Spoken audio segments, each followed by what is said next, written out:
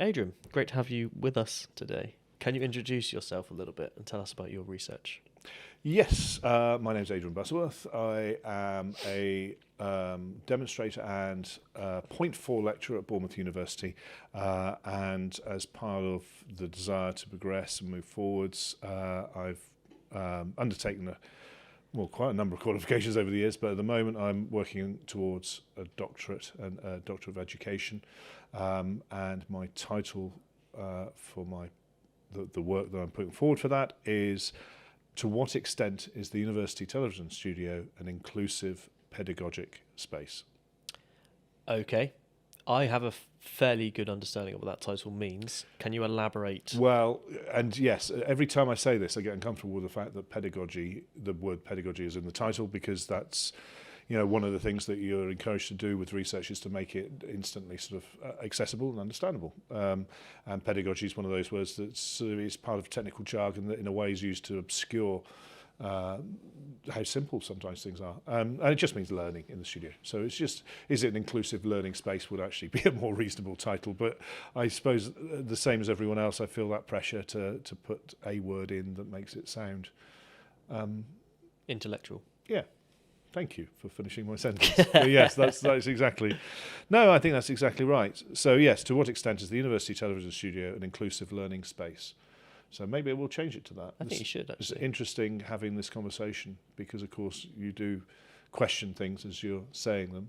In fact, I did a postgraduate certificate in education a few years back, which I think you've done as well, haven't you? Mm-hmm. The same time, in fact. Yes. But my point being that actually, were you in that presentation group? You may have even been in the presentation group when we did a presentation on learning through teaching. Yeah. No, you weren't. You were in a different group, weren't you? Were we? I don't know. I can't remember what you did Carry for your on. presentation. But yes, it was a group of 4 of us, and we did it on the fact that when you are teaching, when you're putting something you understand into a framework to communicate it to other people for them to understand it, that is at the point which you question your how well it all fits together, and tend to improve the whole way that you're thinking about it, the theoretical framework that you're applying to those sets of ideas. So what I'm saying is this is very useful. Thank you.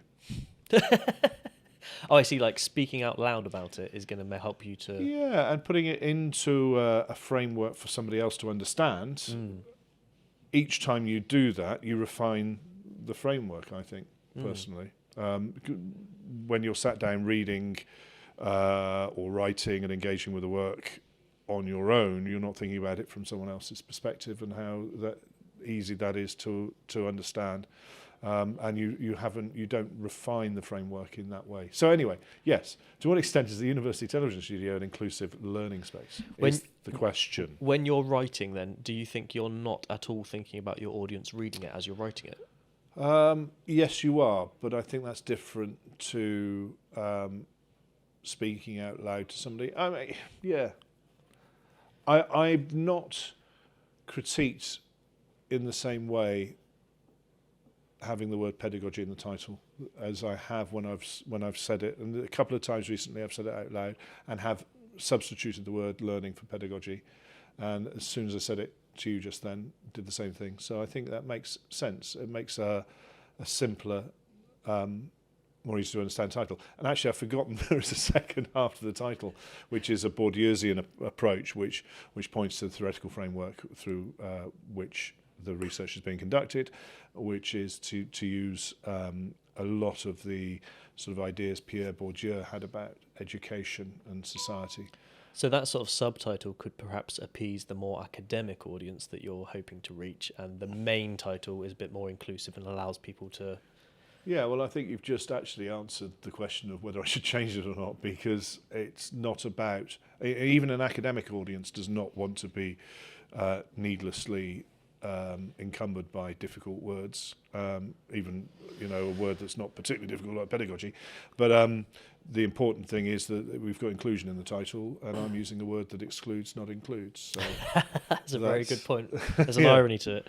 But do you think, because I've often wondered, some people say don't dumb down for your audience.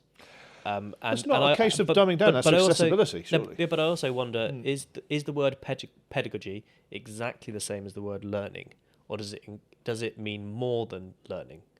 Because if it does, then you're saying more with one word, which is a more efficient way of communicating an idea to people. Because I've often thought about this, like when people say, why do you use such complex words? It's like, because there isn't actually an exact word that means the same thing that I'm trying to say right now. So I use a word. Right. Yes. And I think that's always the justification for doing it. And it doesn't matter what discipline you go into, whether it's, as you know, I play the guitar, and we have a whole load of jargon that's designed to keep the knowledge within. Ultimately, that's what the professional languages are for, and every single one has it. We've both worked cynical in our youth on building sites, and we would have had the same thing. But I'm less cynical generally when it comes to language, that's what it's for. I think there are certain people who use it in that way. Like a plumber comes around to your house and starts talking about some job, or whatever, electrician, and you just like, I don't know, just take my money.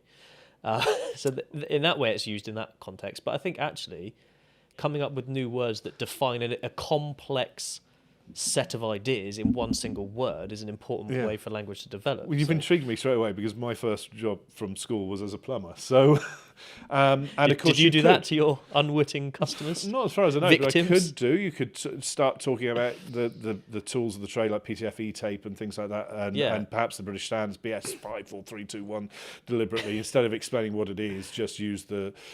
And that is also a shorthand, so you've got the two competing sides. So yes, and I think that's probably why I've not changed the title yet, because I've not fully considered it. And you're right, there could be some reason why pedagogy is more important to have that there, because pedagogy is the teaching of the study of teaching and learning, rather than the one-sided consideration of learning. But then learning gives the right inference for what.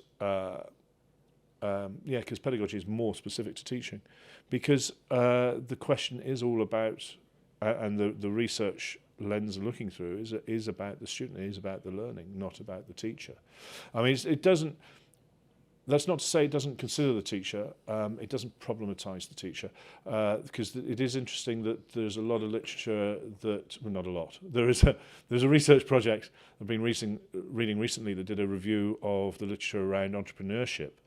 And very similar to the way that enter this piece of research, they looked at government policy, they looked at university policy, and they looked at all the documentation around that, how entrepreneurship was being brought in as a concept for courses outside of the business school.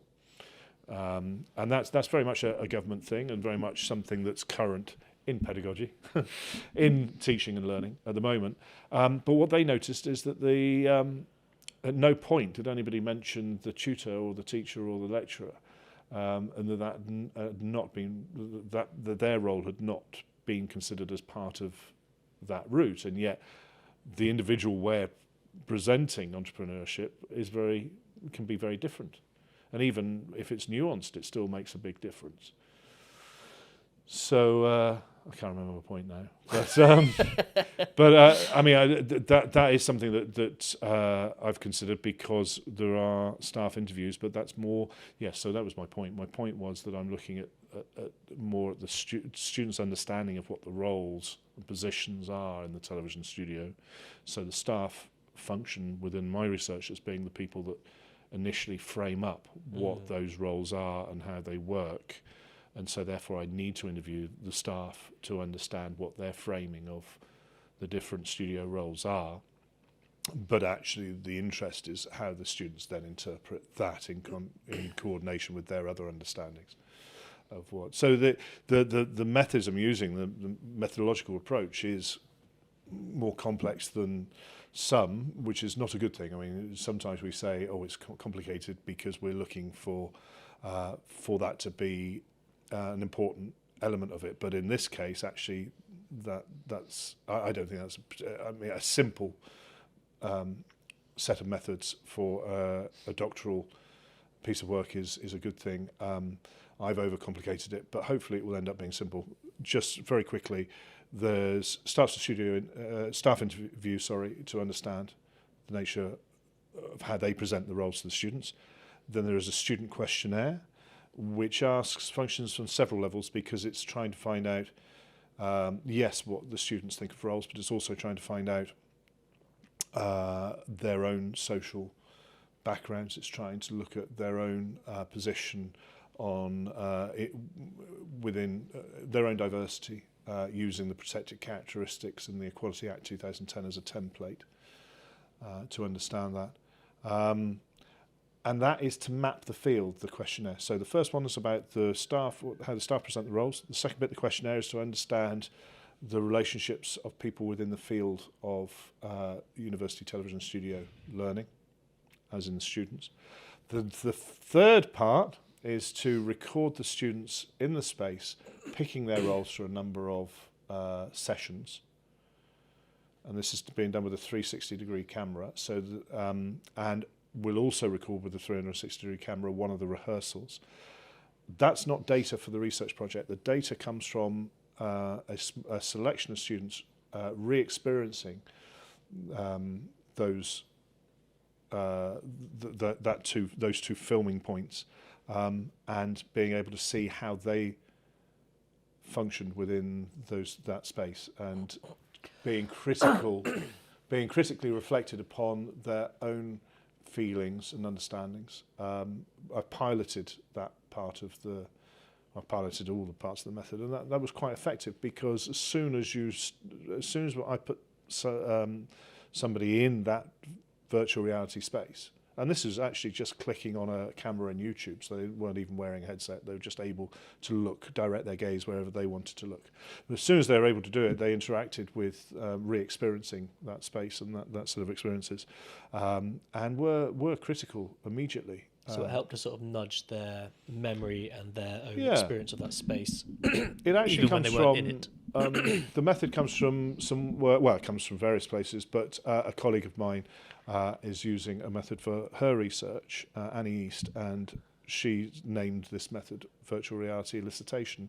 And that's exactly what VR elicitation, that's exactly what it does. You re-experience the space, and then it elicits some responses from you. Right. And why that's powerful is because if you just ask questions about what happened, 2 days ago or an hour ago or whatever it was, the way that we then write that story, we author a new story dependent on our experience. It'd be interesting if you could do both, but of course doing one would then it'd be too late.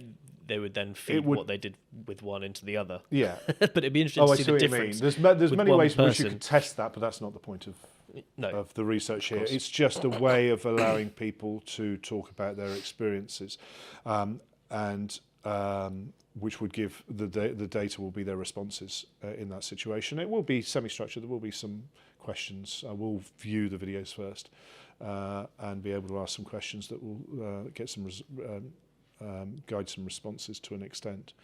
So that's the next part. And then the final part is a longitudinal element where re-interview some of them in their second year to see. Because one of the core principles of the way that Pierre Bourdieu looked at education is that he noticed, and I think probably he was the originator of this idea, that in fact education doesn't exclude overtly the way that you would assume, people being expelled, and of course it happens, but that's actually rare, especially when we're talking about higher education. The mechanism that usually prevents somebody being included is self-exclusion, either because of attendance or non-engagement when in the space, or picking to do something else, opting out. So it's the self-exclusion. So Bourdieu sort of came up with this concept of the fish out of water, the fish in water. So it's whether you feel like a fish in water or a fish out of water. Okay. And the intention, the point being that in the television studio, we'd like all our students to feel like fish in water. Nice. That was a nice little roundup there. What if I said, surely self-exclusion is everybody's right? No, absolutely. To self-exclude from something if they don't want to be included. No, absolutely. The intention of the research is to understand student experiences in the television studio looking through the lens of inclusion. So understanding why some students do self-exclude is to inform the pedagogy, is going forwards to look at the dynamics and the positions available within the space and see how we present them, another reason for interviewing the staff. And look at whether there are other forms of pedagogy that can make people feel more included in the space. I've often tussled with this a little bit with my own stuff that I do, like camera workshops, because as you know, it's a very kind of heavily male-dominated Yep. job. It's probably improved professionally. now, professionally speaking. Yeah, it is improving, and a lot of so- that's because of work done here. I mean, there's a lot of our graduates. But Anyway, carry on. I always question. It's like I always sort of questioned. You try your best to kind of even that out, I guess. But then you're thinking to yourself, well, perhaps it's just some sort of inherent. Well, you can't. Each individual person, you can't make them do something that they feel they don't want to do for whatever reason. If No. they feel like they don't want to do it. No. But I guess maybe the idea is to remove as many boundaries as possible, so they have the option to do it if they wish to. I think it's like everything in life. It's not. Was it Socrates who said something along the lines of, okay, I'm doing well, quoting Greek philosophers. Socrates said something, he talks about the unexamined life is not worth living, something like that. So it's not, I'm not trying to fix the world. The intention of the research is purely to engage with what the possible reasons for self-exclusion from the space are, to try and long term look at ensuring there is an inclusive pedagogic space there. There is frameworks for inclusive pedagogy in general, but specifically, I want to look at the television studio. For instance, at the moment, we allow the students to pick their own roles in the studio space, and maybe that's not the way to do it. Maybe a guided exercise would be better, maybe something specific. But who knows? What I'm saying is we've not engaged critically with what we do there, other than the individual lecturers and tutors using their own experience to dictate that. And it's just, I think doctoral study is a point at which that you can have very, very deep inquiry into something very, very specific. And in this case, I think that warrants investigation. What are these protected characteristics that you mentioned earlier? Right. Yes, this is from the 2010 Equality Act, and it's an interesting act. In many ways, it was a massive step forwards, because before 2010, there was protection under law for all sorts of diversity, but under separate legislation, and sometimes multiple pieces of legislation. They reckon that the Equality Act replaced over 100 different sets of legislation. So whether it was age or gender or whatever, I mean, and those are the protected. So the first thing that the Equality Act does is define protected characteristics, the characteristics that are protected under the Act, which in some ways is counterproductive, in that that puts very firm lines in the sand as what is protected under equality legislation. And also there was a part of that law that was designed to protect intersectionality. That's when you answer more than one of the protected characteristics where you feel that you may be prejudiced against because of two elements. And that unfortunately was never enacted. So at the moment you can only pursue a case under one protected characteristics, and the protected characteristics, just as I said there, their age, religion, class, race, not class, sorry, just added one. Class is not in there. Sexual orientation, sexual identity. Yet. Have you said gender? Gender, yeah. I don't know how many I did, but yes. So there's 7. Is race and nationality two different things? Are they on there, or? They are two different things. I think they are two different. Yeah, I'd have to look them up. Sorry. Yeah. But yes, there are 7 different protected characteristics. Right. And it's just, I think the research is actually going to use that as a framework, because you need to have some form of framework to apply. But I don't think the research is going to inquire into all 7. I think it's actually going to end up inquiring into 3 or 4 of those elements. And I think the interesting thing with, I mean, as I say, the research required a framework, and that seemed to be as the prevailing law in the country at the time, that seems to be a reasonable thing to use. But I think the interesting thing about inclusion is that it can in fact include everyone. Already in the academic literature, the Equality Act it's suggested that anyone can pursue cases under it, because we all have age. We all have a gender identity, so there are certain characteristics. Disabilities under there as well, actually. Of course, yeah. The age one for me is an interesting one, because we are literally our age is literally changing. It every is, second. and you can suffer prejudice for your age for being too young or being too old. So it's multidimensional. But also, I think part of your study, I don't know if you're still doing this, but the neurodiversity stuff, is that still part of the Yeah, study? I mean that was an entry point for me, and I realised that the actually there's far more to look at. It's when you looking at research, or certainly with the doctoral study, my supervisors gave me quite a definitive sort of decision to make post major review, and I came out the other side of major review. I was looking at exactly as you say, neurodiversity in a television studio, and they said, "Well, which is it?" I was like, "What do you mean?" And well, you need to be focused. Are you looking at the television studio? Is that your subject, or is neurodiversity your subject? Because if it's neurodiversity, you can look at it in workshops and seminars. You can look at it in multiple different contexts. Why specifically the studio if it's neurodiversity? If you're looking at the studio, then why specifically neurodiversity? Why are you not looking at inclusion more generally? Right. Was one side of the sort of questions, which I think it makes perfect sense. It sounds a bit it sounds a little bit. But I mean, on the one hand, they're telling you to focus, and on the other hand, they're telling you, like they're saying, if you're looking at the TV studio, then why just neurodiversity? As in, they're asking you to broaden out the other part of it. Well, no, because what they're saying is that you can make it about neurodiversity and then use the television studio as your case study, but the subject would be neurodiversity. Right, I see.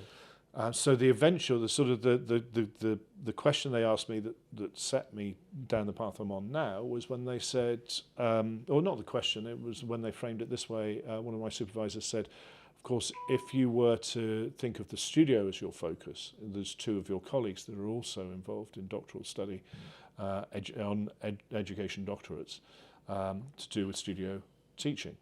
And you can develop a community of practice around that and a community of research around that.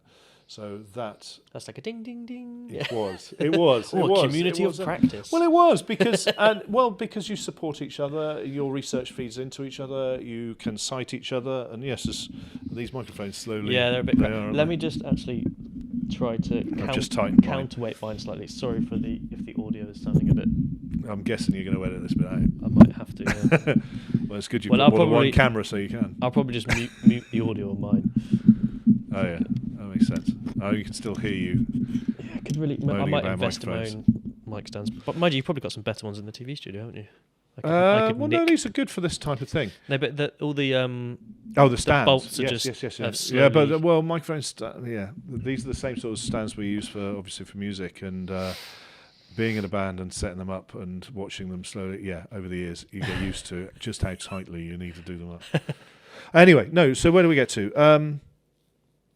So that's why the decision about making the focus the television studio and then widening the other side of it to inclusion. Doesn't mean to say that in the data analysis and the final conclusions that it cannot zone in on a specific area of inclusion, so it may well refocus. Of conclusion, did you say, or inclusion? Yeah, well, exactly. But I think so you were thinking we started when you conclude, you might find that one of those protected characteristics is somehow being the research less just included than others, or something like that. It could be that, but all the research could just be informed better, or the research can be informed by one specific. I don't know. We'll have to see. Who knows what? I mean, that's the whole point about entering research like this. You actually don't know the answer. Otherwise, why would you be doing it in the first place? You can have some sort of guesses as to what's going to happen and some intuition about what's going to happen.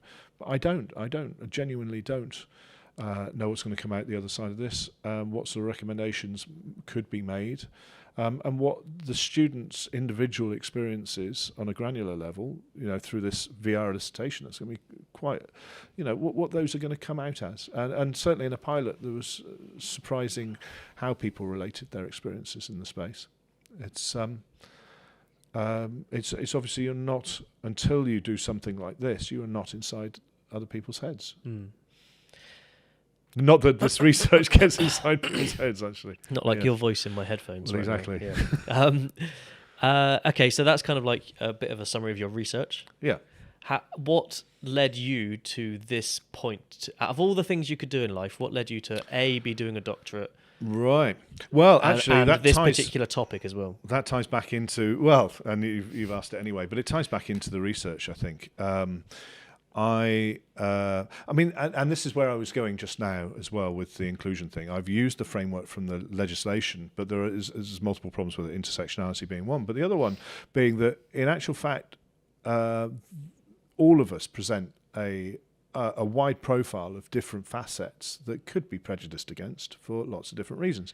Including For those instance, that aren't as visible, I was thinking as well. oh, absolutely, absolutely. Neurodiversity is actually a key one of those. But and the reason, because people cite numerous barriers and obstacles to success in life. And really, if you're looking for a perfect inclusive space, then anyone should be able to work within that space.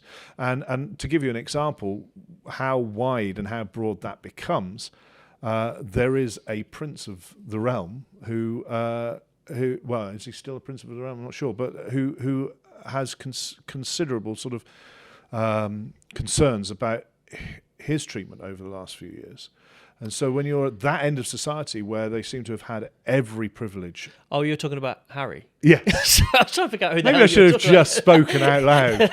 But yeah, I mean, Prince Harry clearly feels very Right. strongly that Yeah. there have been barriers to happiness in his life and fulfillment in his life. So what I'm saying is that, and that's not to devalue other people's experiences, and not to say that there is different value in different experiences. But Harry makes a compelling case that not everyone agrees with, but still makes a compelling case that. And what that you're saying is having that barriers if for him- someone that to everybody else seems like he has almost the perfect life, all these riches, he can, the luxury to go wherever he wants in life, still has grievances over how he's been treated. I don't know how we're going to finish that point. What were you going to say? Well, no, because I mean, you're sort of making my point for me, but which is fine. But That basically everyone has some form of barrier to something that they want that they can't get. yeah, and I was going to give myself as the example because that points to why I feel we're all motivated to get a victims, doctorate. I think people say, isn't it? We're all victims. Well, you can look through that lens, but I think most of us choose not to. Well, Prince Harry It's better- obviously not, but well, I mean, I think from time to time we probably all do. we're going off the point, Tom. Anyway, No, I don't think we are. my point was that. Are you a well, you don't know victim? what my point was. I don't Yes, care about my your point. My point was is that no, in some ways I do see myself as a victim there because I found that I wasn't a fish in water in broadcasting, and I struggled to gain a foothold and to develop a career in broadcasting, and moved around a lot because of that, generally in smaller TV stations. I had one of the better qualifications in broadcast journalism in the country, should have had every opportunity open. And I saw some of my colleagues on that qualification doing very well, especially within the BBC. And it's at that point I realised that traditionally broadcasting has had a real class divide. Which is well cited and well. So I could counter this, couldn't I, by saying, but you seem to be a white male who speaks very well, who's quite tall, which is also a good thing to be. Yeah. What is the Well, what's that's the why barrier here? And so this is where Pierre Bourdieu comes in, and this is why so many people in my situation read Bourdieu for the first time and suddenly go, "Oh, he understands me." It's so it clicks, and you hear these stories time and time again. Most people I'm sorry, I should mute this That is phone. unprofessional. It is incredibly unprofessional, and there's 3 times I let it do it before I've muted it. There we go. It's an often told story that when you read Bourdieu for the first time, I'm suddenly going, and I present, and perhaps to a certain extent I've deliberately cultivated that as well, an impression of being somebody that would glide through, but I didn't feel that way because I came from a very rural hamlet in Somerset, as I will say it with my Z's. Now I'm talking about home. And I went to a comprehensive in an area that has the lowest social mobility in the country. And I only found that out recently, actually. I'd never seen it. I'd always thought that growing up in that area was a huge privilege and not realised what a barrier to social mobility growing up in a very insular seaside town can be. Now, I mean, I'm not claiming that I have the same barriers I had the same barriers as other people had to. I mean, I very much know that I had privilege in multiple situations and exploited privilege in multiple situations, and probably would not do it any differently in the future. But that's not to say that I agree with that being the way that the world is. And that's why, in a very small way, this doctoral research hopes to open an area of huge privilege of working in the television studios that we have here are very, very nice, top-of-the-range 4K, probably the best in the country in an education establishment at the moment, taught by some very, very important people who've had glittering broadcast careers, and me. But yeah, so I mean, it's a huge privilege to be here as well, and I think one of the things about being able to reflect on privilege, and I know a lot of people have balked at this concept and idea of privilege, but one of the things about being able to reflect upon it is you can take two decisions. You can either balk at it, you can have problems with it, and you can critique it, or you can actually say, no, I get that. I have had a huge amount of privilege in multiple ways, but possibly not in this way, which I can use empathically to think about how that would function for other people who have less privilege. And why can I not therefore use my privilege or the situation that I find myself in due to that privilege to make the world a better place for the future? It's interesting, isn't it, this idea of check your privilege, or check your privileges comes across as a negative connotation, doesn't it? It's when people say shut up, basically, aren't they? Like, people get put down online if they say check your privileges. Right. Yeah. But I wasn't trying to go down that route. Anyway, and sometimes that's a very relevant thing to be saying, I think. Well, I mean, I suppose people could level that criticism at Prince Harry, right? And you were saying I was unprofessional. So there we are. Oh shit! Yeah, that's a reminder. I need to do something. And you've sworn I've just next snoozed to it. And you've sworn on a microphone. Brilliant. Full house. Sorry, give me 1 second. I just need to amend the time on this so I do remember to do this, because otherwise I'll be in trouble. I need to drop the push chair that I inadvertently brought to work this morning in the boot of my car. Actually, back home. No, that is a wonderful example. I used to I worked for a short time as a videographer with my own business, and went out, and it was mainly viral video, and worked for some very large clients. And there was one particular client who I would have said should have known better. Now, one of the reasons that I worked like that was because I was a stay-at-home dad, and so I was primary carer during the day because my wife was working. For my daughter, and occasionally I would have to take her on filming jobs. And the vast majority of people actually saw it as an advantage to have Chloe along to these sort of things. I mean, but there was one particular client I had who loomed over the top of her, and she burst into tears, and then had a real problem. That I was a working father that had to, and because it was not deliberate, it was organised that she would be looked after. It was a long story, and it was organised by his press officer, and she was unable. That was unable to happen, and I lost that very important work. It was a public service employer as well, so an individual having an issue that way. So what I'm trying to say is, I suddenly understood what a challenge being a mother and working must be from that parallel experience. I've got a very good friend of mine who's going through this battle at the moment, who's recently had a child, and she works in a zoo in Devon, and they refuse to... I know the zoo. Do you? Very well, yeah. Why? How? If it is the same one. Probably well, not, no, it's a small zoo. Yeah. It was the subject of film, I Bought a Zoo. Is it? Well, this seems like a strange coincidence. Dartmoor. No, it's not that one. Oh, okay, right. Yeah, that would be a coincidence. Anyway, yeah. I think it's Sheldon. Right. Is that a place in Devon? Don't know. Carry on. I can't remember the name of the zoo I'm trying to talk about now. Anyway, she's battling at the Dartmoor moment because they refuse to consider different hours for her to be flexible and this sort of stuff. Fair. And she's now getting involved with protests for, like, what are they? The slogan is "Pregnant then screwed." Or something like that, which I think is quite catchy. Yeah, it's quite catchy.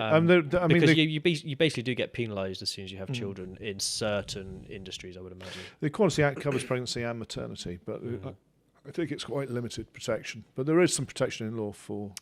It's an interesting mothers. thing for me. I mean, I completely like side with that side of things from the individual human perspective, but then part of me also thinks, well, a business is I mean, to what extent and how can we encourage businesses to cater for individuals in that sense, when really the prime focus of a business is to capitalize, is to make profit. In a neoliberal society. Yeah. So I mean, but how does that take a change of government to change that? Anyway, how do we? How is that? I know we're going off topic, but well, no, but so there are some interesting elements here, because obviously as part of the literature review for this work, I had to read through an awful lot of government policy and the Equality Act multiple times. So dull. Yeah, I won't deny it. But actually, no. One of the interesting things, and this is when you have to say something's interesting, you sometimes wonder if I have to qualify it as being interesting. Interesting, is it really? But no. In this case, I think it probably is that... you said it again. That means it's terribly disinteresting. Well, looking at it from a student's perspective and looking at... so the reason to use law is if you feel that you've been unfairly treated. So you'd use the Equality Act. You would basically... You go and see a barrister, not a lawyer, that's America. In this country, it'd be a solicitor. You go and see a solicitor and say that I've been unfairly treated because of A, B and C. And they would say... well, you would have a case under the Equality Act because that's one of the protected characteristics, and then justify that piece of statutory legislation. It doesn't mean to say it's the only piece of legislation that may fit. Quite often you'll hear about a new law being brought in and you think, well, why is there a new law in that? Because it's already covered by another piece of legislation. For instance, when you're filming on a beach, somebody say you're not allowed to film here. Well, no, you are, because you're in a public space. But you may be filming children inappropriately, in which case, no, there's other legislation that prevents you from doing that. So it's always a patchwork. And the really see, I've said really interesting now. I'm absolutely condemning this tidbit. It's in your head now. Yeah, but so when it comes to students that feel that they've been unfairly treated by, say, a university, you would think, oh well, the equality legislation is going to be your primary friend, but there's quite a lot to prove under the Equality Act. And as we were saying earlier, intersectionality may mean that you have to pursue it under one element, whereas the two taken together is what's caused the prejudice. So you're unlikely to be successful because they say, well, that's actually not reached then. There's a set of sort of measures to allow a judge or a jury to make a decision under that. So what they're actually suggesting now is that students wouldn't bother with the Equality Act because of the way that education is now funded. And I don't think this has been tried in law yet, and this is a specific paper, Roberts and Howe, if you're interested in following up. Wow, I'm impressed. Yeah, and they what they suddenly realised is that actually a student that wants to progress a case under prejudice would have a sense of recourse through the consumer legislation because they're paying for their education. And that's far more powerful, and the potential awards are quite high. Exactly, and that's the point. So you've just shown your legal knowledge. I see you looking very proud of yourself. Precedent. Yeah, and actually it does, and you're exactly right, because it takes one case to be won to set that as a legal precedent, and then it becomes very straightforward for people to prosecute underneath that piece of legislation. So yeah, consumer law is, and I know the universities are concerned about that because there is training being given around consumer law, and that's a facet. That's a way in which education is developing. So, and actually, another rationale for my research, because if we were, for instance, to be found not to be inclusive in the television studio, obviously a student would be able to pursue us for damages under the Equality Act 2010, or in fact consumer law. That could be a very useful rationale for you in terms of, why I'm doing it. No, not for you personally, but like external traction or whatever. Yeah, it's of big interest to universities who might come up against this sort of thing. Yeah, that's actually, it could be a good rationale for, I don't know, stakeholders in your research or whatever, people who are interested in funding something along the lines of. It is important to think about these things in these ways because, for instance, universities feel that they're doing inclusion very, very well. I think we feel in this university we're doing inclusion well, but certainly Sarah Armott, who is well published on this subject, wrote a book called can't remember the name of the book. That's, Well, that's an interesting title. Yeah, 2012 on being included. It's called. There we are. I knew it was in there somewhere. Well played. On being included, and she looked at diversity work in universities. Because she was concerned that it wasn't doing what it said on the tin. And her conclusions are really quite surprising, but also when you hear them you go, oh yeah. Because what she pointed out is inclusion work within large organisations, and she focused on universities, but she levels this accusation wider, generally is about writing policies and counting representation. And her question through the book is what does this actually do to change inclusion, to change diversity? And, well, it doesn't really do that at all, because diversity work in and of itself is not involved in increasing diversity. It's involved in counting and publishing policy. I think you had another finger up for a second then. No. I'm so used to doing that. You doing that to me. I find it helps people remember stuff, but there's also places where it's not appropriate. But yeah, no. And that's an intriguing sort of thing to think that actually this idea has been co-opted within a neoliberal framework to ultimately not achieve what it's there to achieve. Well, I mean, what does inclusion look like, really? The perfect inclusive thing. What does it look like? And there's huge debate over that. Is it? To bring someone up that you've cited on occasion, whose name I've forgotten. Who I've cited? Yeah, I don't ever cite anyone. Oh, Peterson. Thank you, Jordan Peterson. Jordan Peterson. He's. You know, I'm not a fan, but you also know some of my arguments as to he presents very sensible arguments, but he is specifically designed to aggrandize himself. He will look at any debate and look for the chinks in the armour, and develop a compelling argument. And the one that he puts on to equality is he sees the current framework for equality to be equality of outcome, which I think he's probably right about. Because of that counting thing, I suppose. Yeah. Quantifying things. I mean, this is the thing people that are probably already there. I don't know. It's hard to say. Well, no, you're but I think this is where I think Peterson's dangerous, because he has a point. Which is equality of outcome is not the same as equality for opportunity. And actually if you look at it purely using an intellectual framework, equality of opportunity is the right way to go, and equality of outcome is clearly wrong. But that completely ignores the fact that we are working within a very highly skewed society. Our own department is a good example of this. When I joined our department, it was 80% male, 20% female tuition. Now, that is not going to be positive for inclusion. The representation on the teaching staff is 80% male. That says two things. It says to any female any female student that comes in, I'm not represented. I can't see myself doing any of these jobs, basically. And secondly, what it does is it means that we're only getting a singular perspective from male staff, and suggests that it is a male industry. And we're now, within like 2 or 3 years, because, and it was, there was a policy of encouragement for female staff. Female staff were strongly encouraged to apply, stating that there was, and in this case, equality of opportunity. But we within a very short number of years, went to a 50-50 concentration of staff, which are the numbers that we put forward to Athena Swan. So I know that they're valid. And the department's not fallen off a cliff. It's not exploded. Nothing's gone wrong. We've used arguably a positive discrimination policy to change the distribution within the department, which is where the problems come. Yeah, because I don't think there's such thing as positive discrimination without the negative of some individual has probably been penalised for not being the correct absolutely, gender and some individual has, and I think we know where I would go with that. But that's not the point. The point is that we've addressed a historic problem.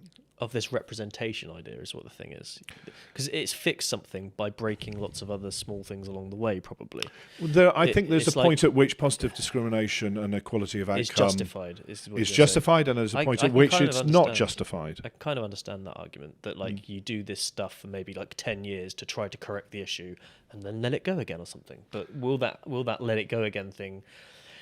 If you're what will the outcome of that be? If a nail goes into your tyre on your car, right? I don't know where this is going, but go on. You repair it, don't you?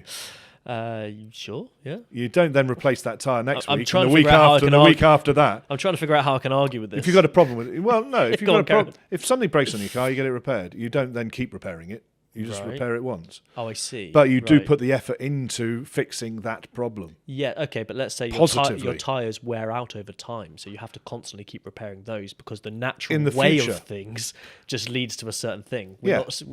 You can't ignore it. There's no... Okay.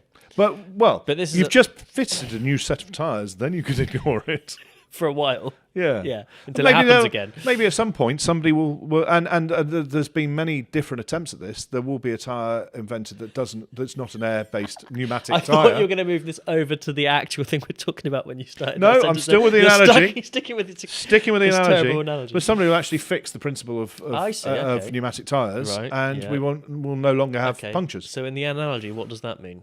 Well, maybe our society will become... We'll learn our own biases. Yes, and we will become a more equitable society, at which Okay. point it doesn't need repairing, is That'd be my point. interesting. My point is positive discrimination is there to repair historic wrongs. It's like when people say, why is there still a problem with racism in America? They're still going on about history. Well, no, this is recent. This is now. This is still a problem. There's a problem that needs to be fixed. Can't leave it alone. It needs to be repaired. So there needs to be reparation. There needs to be consideration. There needs to be talk. It needs to be brought up at every opportunity to fix the problem.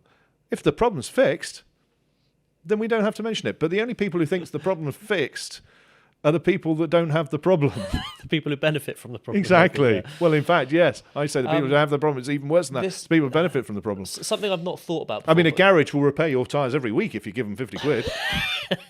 Of course. But that's because it's not their problem. It's not their problem. They'll take the money. They'll check your tyres for you. They'll rotate them. They'll replace them. They'll do whatever you want. Something that occurred to me when we were talking about the equality of outcome versus equality of opportunity debate, which hadn't occurred to me before, but it's just occurred to me when we're talking now, is how do you define at what point in forcing some sort of equality thing, Well, this is how can you Peterson's define? point. How can you define? No. Yeah. What I'm saying. And it's right. No, let me finish. What I'm saying is, how can you define the difference between an outcome and giving someone an opportunity? Because we could argue, okay, hiring lots of females in the department was an outcome, but was it?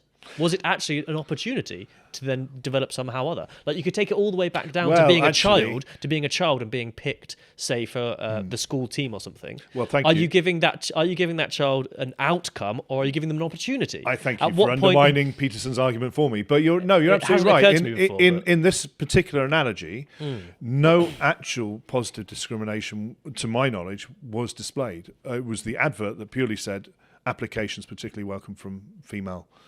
Now, I don't know if there was any discrimination through the employment process, but I don't believe there was. I believe that everybody interviewed it's equally. hard to prove one way or another, isn't it? But I do know the number that of female applicants if- went up, okay, which then meant that the number of successful female candidates went up. I mean, those two things are linked. So, you know, if I was a man reading that advert, I'd probably be less inclined to apply for it. If it said females, I would think, why have they written that? That discludes me. That feels like excludes me. I said discludes. You didn't said I? That's a discludes. new word. The idea of a white middle-class male being excluded from anything. Well, but this is quite the point we're interesting, making, isn't it? though, isn't it? This is the point we're making, and this is the point I said. This is why I brought up that you're a white male, blah blah blah. Yeah. But you've got your own barriers that you felt. I mean, if something Yes. explicitly said, females are welcome, I would think. On the flip side, then they didn't include my protected characteristic in there. males are also included. Right. So that must I didn't mean know you were I'm going that way. excluded. That must mean I'm excluded I if would they just- didn't include me in the You're list. right, That they, and I would still justify that as saying that there is a point at which you have to repair a problem. Yeah, Peterson's I don't point disagree with actually even goes deeper than that, because if he was sat here now, obviously I would lose hands down. The guy is very bright and is but it is bugs me that very because used to that's to sorry, that's debate. another point. So I I'm was winning thinking- because he's not here. But that's another point. That's another thing that annoys me is that sometimes when people debate, they're debating for their own ego. They see it as a Well, win he for is. them, an individual win for them. He is. And they're not trying to find a truth in the matter, which it bugs me then if someone says, I'm really good at debating. It's like, well, I'm great. Are you trying- finding truth ever? Or are you just winning the debates that you go to get Well, into? exactly. I'm trying to be equal-handed by suggesting what his counterpoints would be. His counterpoint in this But case, I think, would be. I think we actually do that quite well when we chat with each other. So I hope so, I think we but do probably consider not. both sides of the argument. No, I think we sometimes Try clash, to. but then we consider. Well, I think his answer would be that that's all fair enough, but who decides when you stop doing the positive discrimination? Well, exactly, yeah. Yeah, and that becomes the problematic area. And also, actually, his main argument I do disagree with, which is that there is specific measurable differences between what a man and what a woman can achieve and how they approach things. And he's been on record as saying that. Are you talking like biological differences here now? Or Yeah, but he, I think, overstresses the extent to which those biological differences affect people in the professional world. okay. I mean, there are specific obvious ones. The thing he gives is this bell curve thing. I don't know if you've. Yeah, probably, but there's where he says I'm sure like can- say the top 10% of people who are interested in engineering are the people who actually become engineers. And although there's a fairly even split across the middle, the top 10% is mostly males.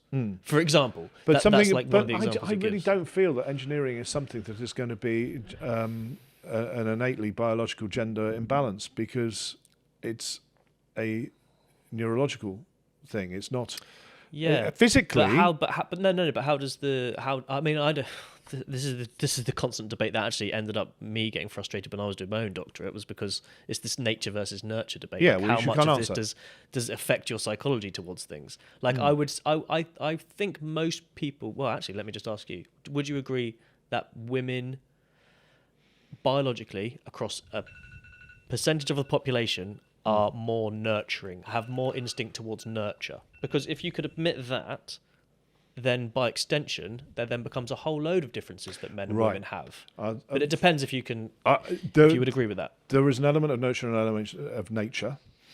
I think we massively, I mean, by thousands of percent points, which is impossible, but by a huge percentage, we massively overstate Percentages.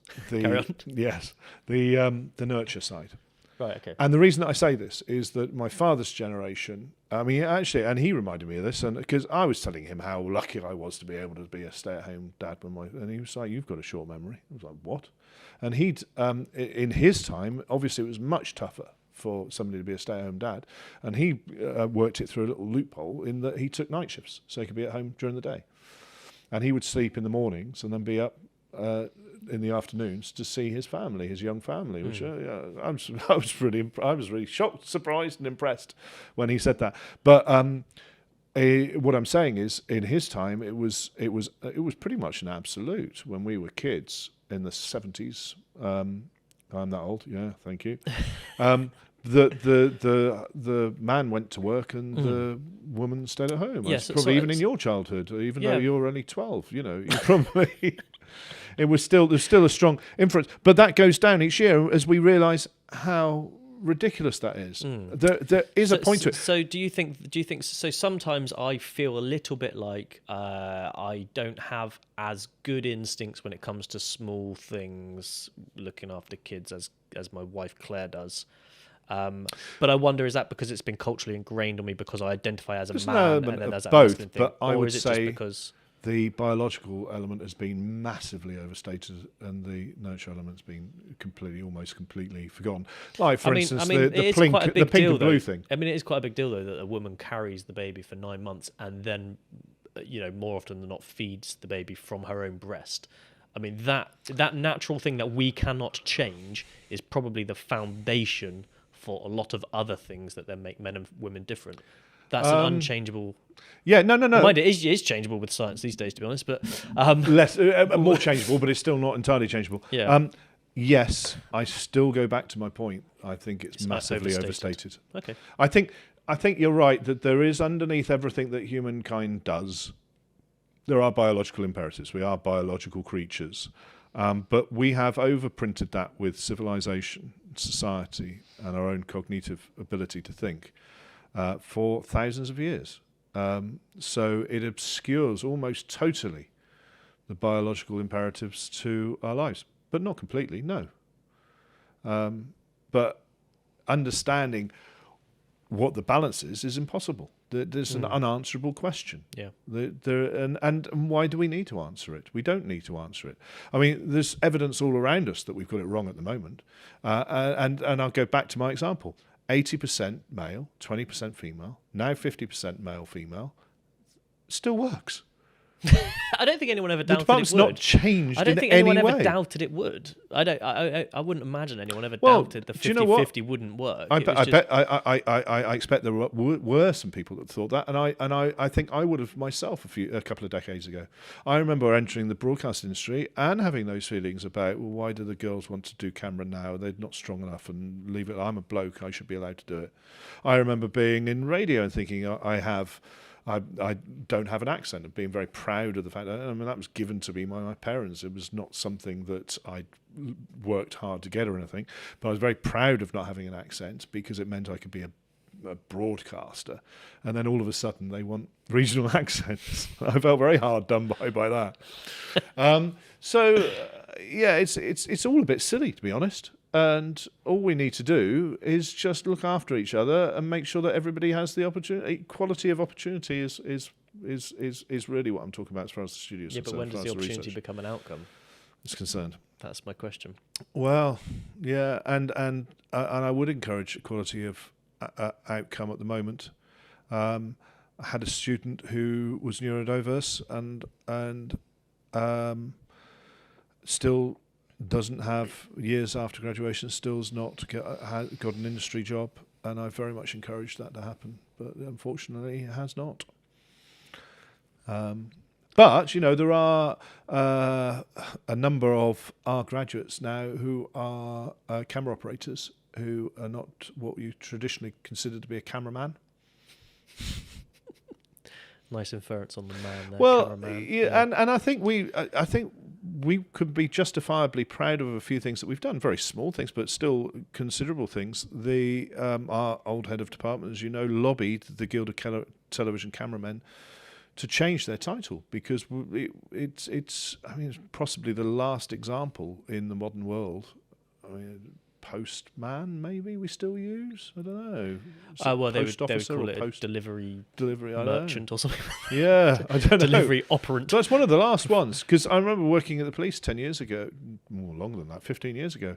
Occasionally slipped into policeman, and I was always immediately corrected police officer. It is police officer. These are genderless roles. They've now changed it to camera professionals, haven't they? The Guild of Television. So yeah, the Guild actually we misinterpreted because initially they were very resistant to it, and we interpreted that as being negative towards the idea, but it went to the membership and it was changed to Guild of Television Professionals. They were actually concerned with I think one of the leading sort of suggestions was camera operator, and that negates the sort of craft of camera work, or they felt it did, and made it sound. But you know, having been a camera operator and being a video journalist and running cameras, and you teach cameras as well, the level of science that's sometimes applied to it by some of the old boys in the industry is unjustifiable. It's a creative and technical job. I mean, that there takes is some skill and aptitude. Yeah, and there is work. a certain amount to get your head around to begin with, but once you're over that, it's not. Yeah, rocket science. and I guess that's the same with pretty much all disciplines. To be fair. Yeah. But we make these delineations, we say these things, and we want to be professionals rather than operators purely because we want to protect our own interests, and that's understandable, you know. And the only way to actually get us to sit down and go, no, I want to change that bit of practice, is for some decent, peer-reviewed, quality research to be done that, bringing it And to here he is. bringing it full cycle. So the reason for doing this piece of research, is just to ensure that this wonderful facility, that certainly is something that is appreciated by everyone who sees it, is open to all, and is not something that is only open to a small percentage of society. Hopefully, the findings of the research are that we're actually doing this quite well. I don't, we shall have to see. It depends on the students, because it's really the students. I mean, research usually looks at either agency or structure. So the way I've been talking infers that I'm looking purely at the students. But as you, when I was going through the methods, I was talking about working out the positions available within the studio. So that's the structure. So using a Bourdieusian, as they call it, or Bourdieuian, or however you want to say it, lens to look through a theoretical lens, hopefully can bring the structure and the agent together, so that the student in the space and the structure itself, we can look at how those two interact and see whether we are being inclusive, or to what extent we're being inclusive. Sorry, you can't be inclusive or not inclusive. It's always a spectrum. Well, it is. Ironic use of the word spectrum as well, because that's... Well, it's used in neurodiversity, yes. But Anyway. I feel like this is concluding, so let's wrap this up. Adrian Butterworth, or maybe soon to be Dr. Adrian Butterworth. No. Well, you asked me what the reasons for doing the research at the start. And actually, probably far too much That's around the real being called one. doctor. But yes. Thank you for the chat. It's been enlightening.